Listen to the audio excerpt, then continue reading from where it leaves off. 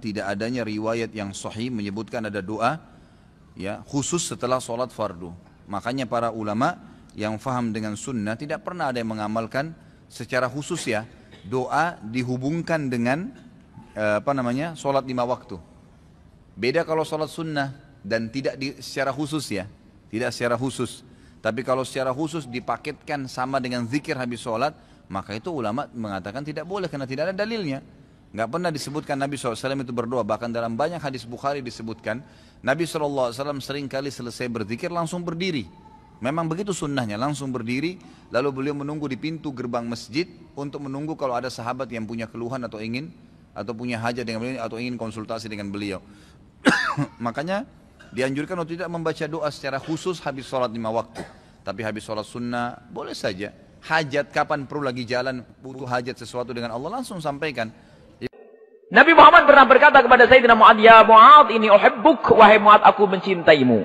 Oh Allah, Rasulullah yang mengatakan aku cinta kepadamu. Dahsyat. Kul, katakanlah wahai Mu'ad, dubura kulli salatin, setiap habis salat, Allahumma a'inni ala dzikrik wa syukri wa husni ibadatik. Setiap habis salat kau baca Allahumma a'inni ala dzikrik wa syukri wa husni ibadatik. Ini menunjukkan bahwa zikir setelah salat itu ada. Dan subhanallah, subhanallah juga itu diajarkan oleh Nabi dalam riwayat sahihah dibaca setelah salat. Ayat kursi dibaca setelah sholat. Jadi zikir-zikir setelah sholat itu banyak dibaca oleh Nabi SAW. Termasuk istighfar setelah sholat. Jadi istighfar setelah sholat, baca ayat kursi setelah sholat, baca tasbih setelah sholat, baca tahlil la ilaha setelah sholat. Itu diajarkan oleh Nabi SAW satu. Jadi zikir setelah sholat itu ada. Yang mengatakan tidak ada ilmu sama sekali. Kenapa? Jelas riwayat dari Nabi SAW. Gak ada yang mengingkari tentang zikir setelah sholat. Atau yang sering disebut dengan wirid. Kemudian cara bacanya bagaimana? Boleh tidak kita ngangkat suara? Diam-diam atau ngangkat suara? Kalau saya mengatakan subhanallah, subhanallah, subhanallah, boleh atau tidak? Siapa yang melarang? Ayo yang melarang siapa? Yang mengatakan mengangkat suara dalam zikir adalah bid'ah. Dia sendiri ahli bid'ah itu. Imam Bukhari menjelaskan bahwa inna rab'as sawti bidzikri dan sarafu minal maktubati kana fi ahdin Nabi sallallahu alaihi wasallam. Di dalam kitab Sahih Bukhari disebutkan bahwa sesungguhnya mengangkat suara dalam berzikir kalau mereka para sahabat itu selesai sholat, ngangkat suara dalam berzikir itu sudah mulai pada zaman Nabi SAW. Kurang jelas apa? Jadi zikir ngangkat suara itu maksudnya keras subhanallah, subhanallah, subhanallah, boleh. Cuman orang yang suka menyesatkan orang itu nggak puas. Ya zikir bersuara sih boleh. Cuman yang ngajari bareng-bareng itu siapa sih? Sekarang zikirnya Ini kemana-mana lagi. Sekarang tanyakan, adakah larangan zikir bersama-sama? Adakah perintah zikir sendiri-sendiri? Nabi tidak mengatakan, hei umatku, berzikirlah engkau sendiri-sendiri. Tidak ada. Dari mana larangan itu? Kita berzikir rame-rame. Subhanallah. Memang banyak orang sakit. Siapa yang melarang kita zikir bareng-bareng? Dari mana ada riwayat? Tidak pernah dicontohkan Nabi SAW. Nabi menyuruh berzikir sendirian dan bareng-bareng sama. Solawat sendirian boleh, bareng-bareng juga boleh. Siapa yang melarang zikir bareng-bareng? Suruh nerjemahkan ini ayat ini yang berbunyi. Inna Allah wa malaikatahu yusalluna ala nabi. Malaikat Allah dan malaikat bersalawat kepada Nabi SAW. Ya ayyuhalladzina amanu. Wahai kalian semua orang-orang yang beriman. Sallu, bersalawatlah kalian semua. Sendiri atau rame-rame? Itu yang bisa baca. Sendiri atau rame-rame? Oh, kalian semua bersalawatlah. Tapi nggak ada keterangannya. Awas jangan rame-rame. Justru dalam riwayatnya jamak di sini kamu bareng ya mangga ini. Al-Quran sudah jelas. Mau apa mereka itu orang yang suka ngelarang-larang itu? Memang kalau sudah sakit parah itu susah diobati. Kurang apa yuk? Kadang-kadang menjelaskannya pakai bahasa apa? Bahasa Jawa nggak ngerti, bahasa Indonesia nggak ngerti, bahasa Arab. Jadi pakai bahasa binatang itu, bahasa kerbau, bahasa binatang, cambuk baru ngerti nanti. Kenapa? Ngerusak orang. Sehingga ada orang tuh sampai sebuah masjid tuh zikir tuh lah noleh kiri kanan. Ada ini enggak? Kalau orangnya nggak ada langsung subhanallah, subhanallah. Jadi takut berzikir enggak? Jangan takut zikir. Biarpun di Mekah sana, subhanallah, subhanallah, subhanallah. Ya ada orang marah. Yang marah orang sakit. Yang waras ngalah. Sudah selesai. Mau apa? Karena ini betul-betul bikin rusak umat betul. Biasa zikir, afdhalu dzikri fa'lamu annahu la ilaha illallah. Kemudian faedahnya lagi kalau zikir dipimpin oleh seorang imam, itu bagi yang tidak hafal bisa ikutan. Dan ini wah faedahnya, yang ngantuk jadi melek, yang pengen buru-buru jadi nggak enak. Faedahnya banyak, mau dilarang. Yang mau pergi boleh, namanya sunnah kok ya. Baik, itu saja Ibu ya. Jadi ilmu yang kemarin taruh di laci itu ya. Sekarang pakai ilmu baru, Ibu zikir yang terang-terangan. Tidak usah ragu-ragu. Subhanallah, subhanallah, subhanallah. Ya, bid'ah. Ya, tidak usah. Kenapa zikir bid'ah ini? Tidak usah zikir bid'ah. Zikir Allah, subhanallah, subhanallah. Tidak usah zikir bid'ah. Nggak ada. Kalau ya badi, nyebut nama Allah, ya badi. Jangan ya bid'ah. Ini nggak ada. Baik. Ini selesai. Baik, sudah ya? Kalau sampean sholat, imamnya itu biasanya habis sholat madhep mana? Umumnya habis. Kiai ini sampean, tetap madhep kiblat apa madhep ngalor? Toro Indonesia. Ayo yang madhep kiblat, kiainya madhep kiblat ngaco. Yang gampang itu. Kiblat. Yang serong. Buka serong koyo wong nakal ya. Madhep utara, madhep ngalor. Apa? Berapa? Imam sampean madhep ngalor. Terus nak sing madhep ngetan.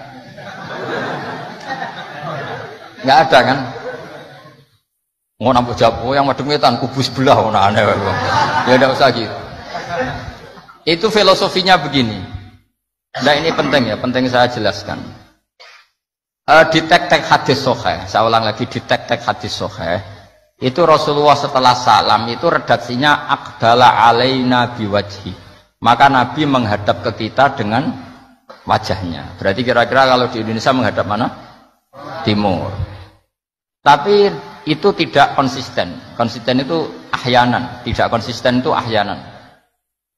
Nah, kenapa guru-guru kita tetap madhep kiblat? Karena afdhalul jihad itu kiblat. Kadang guru kita kadang menghadap apa? Utara. Tapi sebagian guru kita juga kadang menghadap ke timur, misalnya langsung ngaji. Itu filosofinya gini di beberapa syarah di Fathul Bari itu. Nabi itu kan sholat, dengerin ya, Nabi itu sholat. Makmumnya itu rata-rata itu kadang 7 kilo dari dalamnya Nabi. Dengerin ya, berapa? 7 kilo. Udah pakai motor ninja enggak? 7 kilo pakai onta.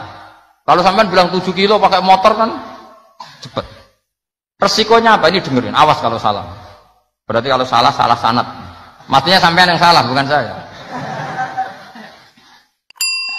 Artinya andekan, tak ulang lagi, andekan Nabi tetap berposisi menghadap kiblat, maka makmum yang baru datang tuh ngira Nabi masih sholat. Sehingga harus kadung Allahu Akbar langsung duduk, karena ngiranya Nabi masih, padahal Nabi sudah tidak sholat. Maka untuk mengantisipasi itu Nabi memaklumatkan diri dengan akhwalnya, perilakunya, beliau menghadap makmum supaya ada kepastian kalau beliau sudah selesai sholat. Sehingga karena illatul hukmi seperti ini, kita fleksibel, kadang madhep kiblat, kadang madhep ngalor, kadang madhep ngetan. Itu ada filosofinya, orang gagah-gagahan. Ada yang madhep ngetan terus. Pokoknya Nabi seperti ini, tidak seperti itu. Semua perilaku Nabi yang tidak wajib itu disara-sara disebut ahyanan, sesekali tempo. Maka yang penting bagi imam itu begini. Yang penting setelah selesai salam itu tunjukkan kalau sholat kamu selesai. Makanya banyak yang terus astagfirullahaladzim buantar untuk menunjukkan ini sudah mulai wiridan badas sholat. Jadi sebetulnya kalau menurut fikih beling itu boleh saja kamu mengatakan bersalam wis bar ludul. Tapi itu kan beling sekali masuk bar sholat. Tapi itu bagus untuk kelas kamu maksudnya supaya ada kepastian bahwa sholatnya sudah selesai. Oh, Nabi utut. Wah, ini malah lebih sesat lagi yang di belakang ini. Itu ada ilmunya, sampean cek di Fathul Bari. Supaya kenapa saya cerita ini? Biar yang menghadap ngalor ya gak fanatik, yang menghadap ngetan juga tidak. Karena itu hanya untuk menunjukkan kalau Nabi sholatnya sudah selesai. Coba bayangkan Nabi itu idola kan, sudah jauh-jauh 7 kilo. ke situ naik unta atau naik kuda, terus ngerti Nabi masuk madhep kiblat, mesti cara sampean alhamdulillah Nabi urung salam kan gitu. Barang wis melok lungguh jebule Nabi subhanallah subhanallah alhamdulillah. Lah nek terus makmume beling, wah rugi aku. Repot, mosok makmum Nabi kok muni rugi. Mari Nabi ra kondo nak wis bar. Perkara ndak kira-kira seperti itu. Nah, daripada perkara Nabi secara ahwal menunjukkan kalau sholatnya selesai, Nabi menghadap makmum. Sebagai maklumat, kalau sholatnya sudah selesai. Clear ya? Sehingga kamu tidak perlu berdebat, sunat mana Gus, madhep ngalor sama madhep ngitan. Kok malah takok sunat? Ngaji sik lagi takok. Senengannya bugat. Ya ngaji sik, alim sik lagi takok. Lah nek salim rasa takok ya alhamdulillah. Nah, ini ndak usah alim takok gugat. Mana sunahnya kalau Nabi madhep ngalor? Ya sesuk tak takokno, mana sunahnya cangkem elek? Kan ya ora ono. Angger wong kok mbok lama-lama. Mana sunahnya kalau Nabi pernah di Indonesia? Malah panjang kan apa? Ndak usah gitu ya ngaji. Jadi di sarah-sarah itu diterangkan sana kana Rasulullah sallallahu alaihi wasallam idza takallama salasan ahyanan di suatu tempo. Begitu juga Nabi kadang sholat itu hanya astaghfirullah salasan suman sorofa. Beberapa kali Nabi sholat itu hanya baca istighfar 3 kali suman sorofa. Ya sudah segitu aja. Ada yang Allahumma a'inni ala zikrika wa syukrika wa husni ibadati. Ada riwayat yang sabbahawa salasan wa salasin wa hamadawa salasan wa salasin wa kabbarawa salasan. Terus kiai-kiai khusuk semua yang ahyanan ini dikombinasikan jadi satu. Jadi kita yang ahlul ilmi ini eskal. Wong Nabi itu paketnya satu-satu, tapi oleh kiai khusuk itu semuanya dirangkum jadi paket lengkap. Ini ya ada, tasbihnya ya ada, doanya ya ada. Maka makmum-makmum yang kesibukan ini bingung, ini gimana ini paket lengkap, kan lama akhirnya. Lewong sholat yang rukun saja lama nggak boleh, apalagi wiridan. Maksudnya bukan terus nggak boleh ya enggak, maksudnya yuk mikir makmum. Makanya diantara ciri khas Indonesia itu walinya sebagian diyakini dari Samarkand, dari Tashkent, Uzbek, sebagian tentu. Itu saya ketika mondok di Mbah Mun, itu Mbah Mun yang mimpin sholat, itu kalau wiridan ya separuh sudah bubar. Saya pernah di Lirboyo melihat ya separuh sudah bubar. Ternyata yang kelakuan kayak gitu ada di Uzbek. Meskipun imamnya mursyid separuh bubar. Itu tradisi yang bagus, harus ditiru. Artinya harus ditiru gini, untuk menjaga konstitusi wong nunggu guru ono separuh. Untuk menjaga konstitusi kalau nggak wajib ada yang bubar. Kalau semuanya nunggu berarti ini mewajibkan sesuatu yang tidak wajib. Itu bahaya kalau dalam konstitusi ilmu. Sayyid Abdullah bin Husain bin Thohir yang ngarang Sulam Taufik itu diantara masalah besar dalam ilmu apa? Ijabu malam yajib, mewajibkan sesuatu yang tidak wajib. Sehingga para ulama itu yang ikuti Sulam Taufik yang dikarang Sayyid Abdullah bin Husain bin Thohir, benar ya, Abdullah bin Husain bin Thohir. Itu kalau muridnya wiridan terus dia mau, cung ora wajib kok wiridan terus, kok dikira wajib. Tapi nak tahu ora tau wiridan ya dia sunat ora tau mbok lakoni. Nah itu akhirnya di Indonesia itu bagus, pondok-pondok besar di Indonesia kalau kiainya, padahal yang imami kiainya, apalagi ketua keamanan malah ditinggal. Oh penggane nangkep wong kan gitu. Saya dulu pernah sholat, Mbah Mun nggak ngimami, yang ngimami ketua keamanan itu belum takbir separuh sudah bubar. Karena kecewa kan kita ingin makmum Mbah Mun, ngapain ini yang maju? Wah repot. Ya jadi tradisi itu jangan pahami yang macam-macam ya.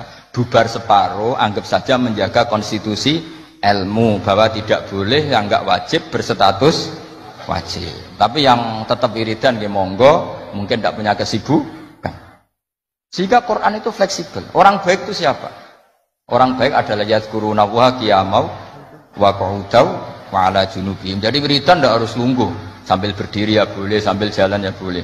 Fa idza qudiyatis sholatu fantasiru fil ardi wabtahu min fadlillah wazkurullaha katsiran. Itu ayat wazkurullaha katsiran itu setelah fantasiru ya sudah, kalau mau bubar ya bubar enggak apa-apa. Tapi harus selalu ingat Allah. Jadi dulu itu ulama dulu itu rileks. Makanya di kenangan hadis-hadis sahih faminna man kada, sebagian kita begini, sebagian kita gini. Padahal itu masih disaksikan Rasulullah Shallallahu Alaihi Wasallam, karena enggak boleh ijabu malam yajib. Dari Sayyid Abdullah bin Husain bin Thohir, pengarang Islam Taufik, di antara kesalahan dalam ilmu adalah apa? Mewajibkan sesuatu yang tidak wajib. Sehingga Rasulullah saking menjaga konstitusi itu, Rasulullah itu figur yang luar biasa. Sampean sowan bupati atau sowan kiai, bar rokok, bar tangi turu, kira-kira sopan apa enggak? Enggak sopan kan? Harus sikatan dulu. Sebab itu normalnya sikatan itu wajib kalau mau sholat. Mau sowan kiai wes sikatan.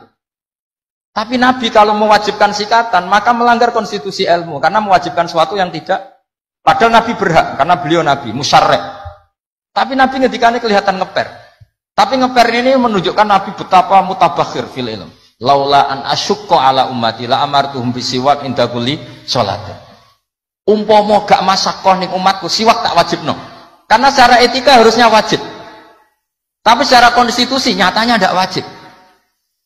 Nah karena baina ini, kira mana nih baina? Ya antarane iku, Nabi ngendikane laula an asyukur. Nabi itu suka qiyamul lail, itu suka sekali, bukan enggak sekedar suka. Sehingga beliau qiyamul lail di masjid. Tapi ketika sahabat ikut qiyamul lail lagi, Nabi enggak keluar lagi, karena takut dianggap wajib. Itu Nabi. Makanya saya itu sebenarnya kepengen poso Senin Kemis, tapi nggak ngerti kok poso Senin Kemis kok dikira wajib. Mulanya aku tahu poso. Maksudnya aja ditiru. Ini buat cerita. Ini agak-agak arogansi ilmu, tapi memang harus ada yang jaga konstitusi ilmu. Jadi saya punya teman ya amang rokokan. Mungkin untuk menunjukkan ada kaul sing ngarani oleh. Buktinya aku rokok. Tapi saya nggak rokok. Jadi harus ada yang menjaga konstitusi ilmu. Saya sering ngecek beberapa hadis. Nabi itu kalau ada sesuatu yang positif, inginnya itu diwajibkan. Tapi secara konstitusi enggak wajib.